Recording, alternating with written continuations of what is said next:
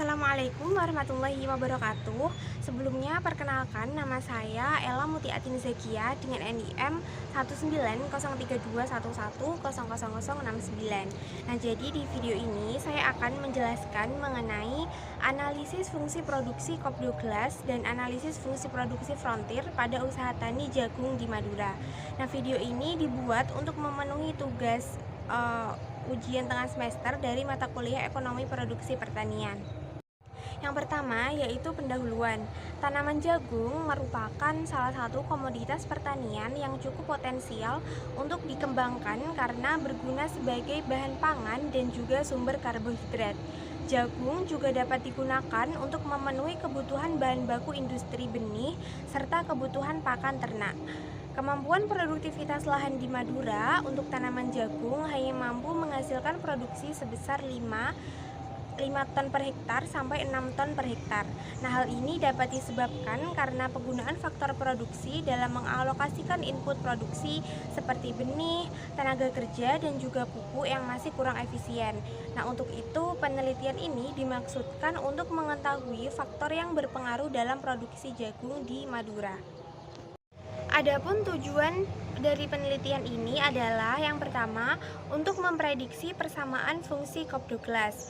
Kemudian yang kedua adalah untuk mengetahui seberapa besar pengaruh variabel bebas, signifikansi, dan juga elastisitas pada usaha tani jagung di Madura. Tujuan yang ketiga adalah untuk mengetahui nilai produk maksimum dan elastisitas dari masing-masing input. Dan tujuan yang keempat adalah untuk memprediksi persamaan fungsi Kopdo Glass frontir skolastik. Yang pertama, kita akan membahas terlebih dahulu mengenai analisis fungsi produksi Kopdo Glass pada usaha tani jagung di Madura. Ini saya akan melakukan analisis fungsi produksi menggunakan analisis Kopdo Glass.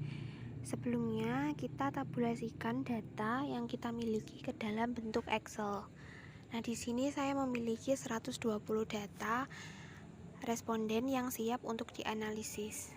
Nah, sebelumnya saya akan mengalihkan data yang ada dengan NIM saya terlebih dahulu yaitu 69. Nah, kita drag ke kanan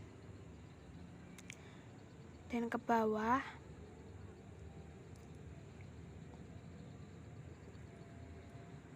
Nah, setelah semua data terkalikan, kemudian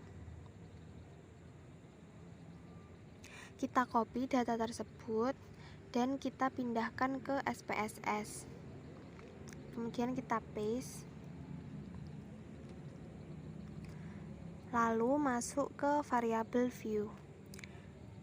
Nah, untuk nama ini kita ganti nama tersebut dengan variabel yang kita miliki. Nah, di sini variabel miliki kan ada 3, yaitu ada variabel produksi, benih, dan juga tenaga kerja.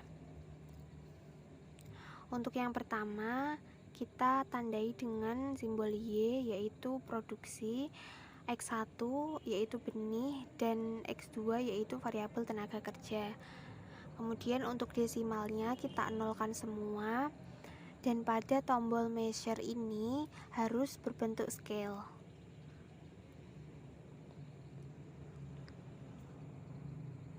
Analisis Kopdo Glass, kita harus mengubah semua data yang ada ke dalam bentuk log atau len. Tapi di sini saya akan menggunakan bentuk len. Caranya yaitu transform, kemudian compute variable, dan target variabel ini kita isi dengan nama variabel yang akan kita analisis. Nah, di sini saya kemudian klik all, dan pada function and special variable kita pilih len, klik 2 kali, dan pada numeric expression ini telah muncul rumus. Nah, rumus tersebut kita akan ganti dengan variabel yaitu variabel Y. Kemudian pilih OK. Nah, variabel hasil produksi ini telah berubah menjadi bentuk len. Kemudian kita ganti variabel yang lain yaitu variabel benih dan tenaga kerja seperti langkah yang telah kita lakukan sebelumnya.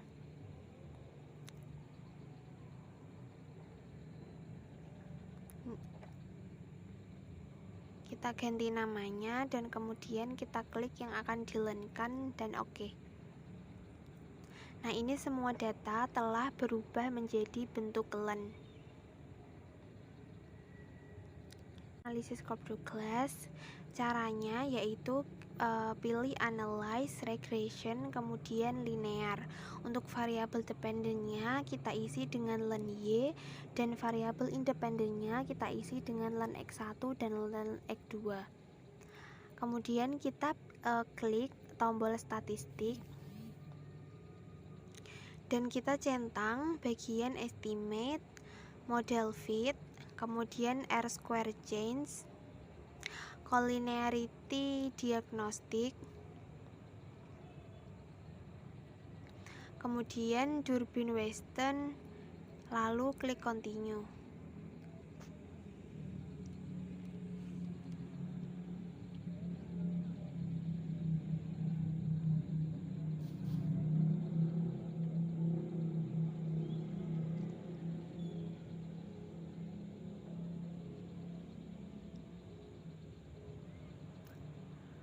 Nah, setelah itu pada menu plot kita klik dan kemudian pada Y kita isi dengan S-recit dan pada X Z-breadth. Kemudian histogram kita klik, lalu klik continue, kemudian oke.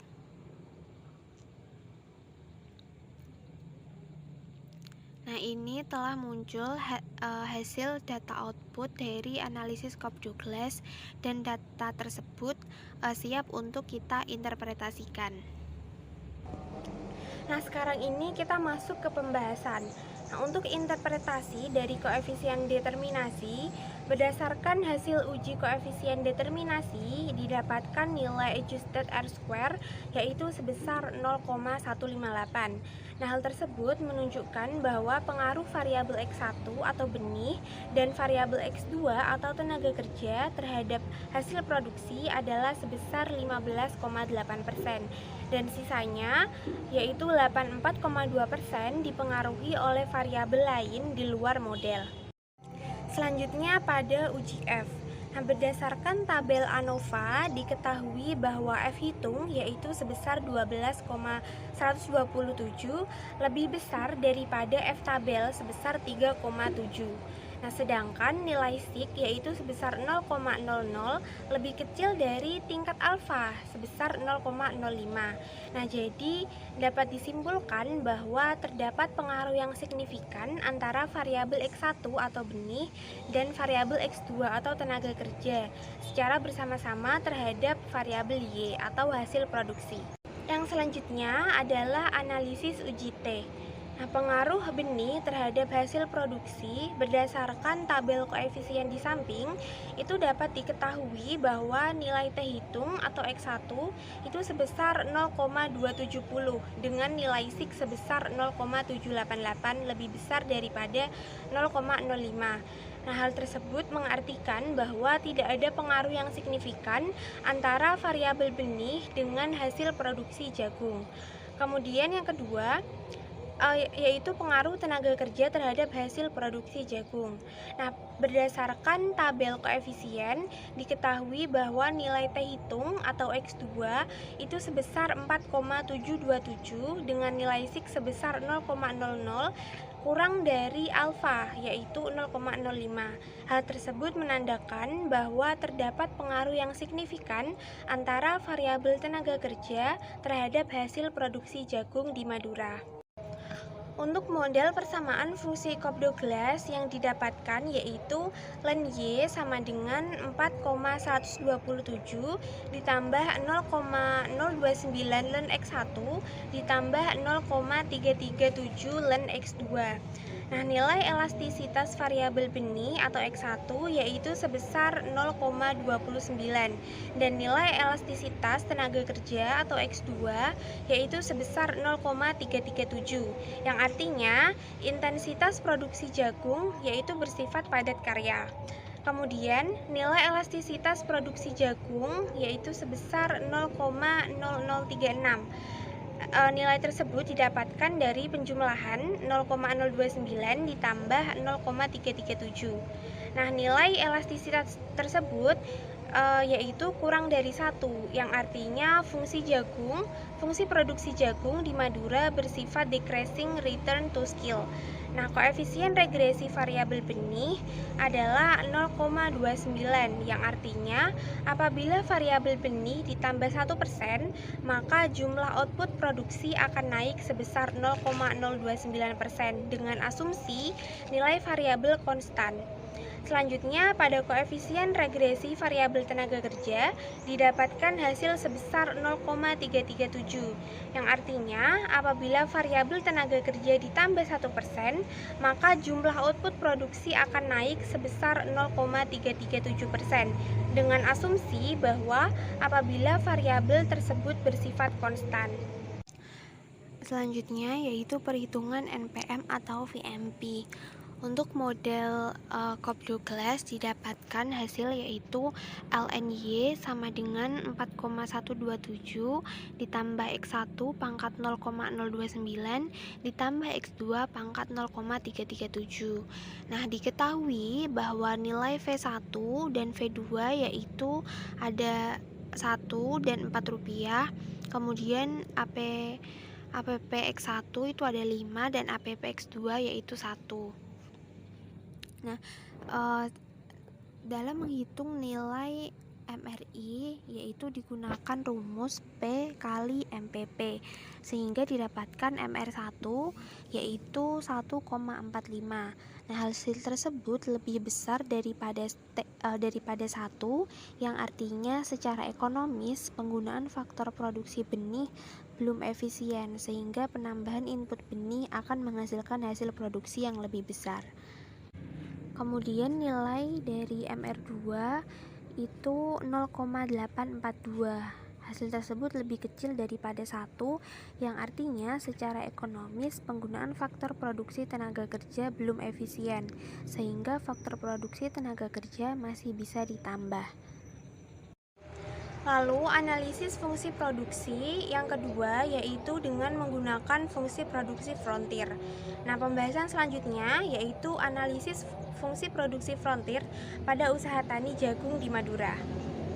Nah, kali ini saya akan menjelaskan fungsi produksi dengan menggunakan analisis frontier.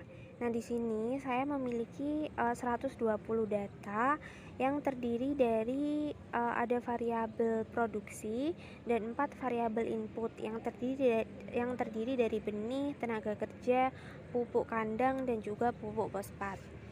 Nah, sebelumnya dalam melakukan analisis frontier kita harus menentukan namanya nomor urut responden. Nomor urut responden harus ditaruh di bagian paling depan sehingga kita akan memberikan nomor urut 1 sampai responden 1 sampai dengan responden 120. Nah, kemudian setelah nomor urut selanjutnya yaitu kita harus memberikan ada jenis data. Karena jenis data yang kita miliki adalah data cross section, maka kita simbolkan dengan angka 1. Jadi kita beri angka 1 pada responden 1 sampai dengan responden 20. Nah, sebelum melakukan analisis, di sini saya akan mengalihkan data yang saya miliki dengan NIM saya terlebih dahulu yaitu 69. Kemudian ini tinggal drag ke kanan dan tarik ke bawah untuk semua data. Nah, setelah itu sebelum melakukan analisis kita harus mengubah data ke dalam bentuk log atau ke dalam bentuk len. Ini saya akan menggunakan bentuk len, yaitu caranya tinggal sama dengan len buka kurung kemudian klik data yang akan diubah. Nah, kemudian kita drag ke bawah untuk semua datanya. Nah, setelah itu data yang telah diubah menjadi len tersebut kita akan ubah ke lembar kerja yang baru. Namun sebelumnya kita harus juga menyertakan nomor responden dan juga jenis data. Ini kita copy terlebih dahulu.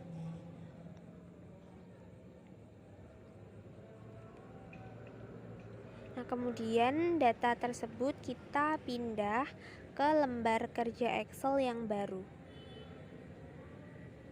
Kita paste. Nah, kemudian kita simpan data tersebut ke dalam folder Frontier yang kita miliki. Ini saya namai dengan nama UTS 2. Kemudian kita simpan dalam bentuk MS-DOS atau TXT. Kemudian save. Ini yes. Kemudian kita keluar tanpa menyimpan data tersebut. Nah, ini kan datanya masih dalam bentuk TXT. Kemudian kita ubah ke dalam bentuk DTA. Yes. Setelah data telah diubah menjadi bentuk DTA, kemudian kita lakukan running. Ini kita menjawab pertanyaannya, yaitu kita isi dengan T. Kemudian ini 1. Ini nama filenya uts2.dta. Kemudian uts2.out.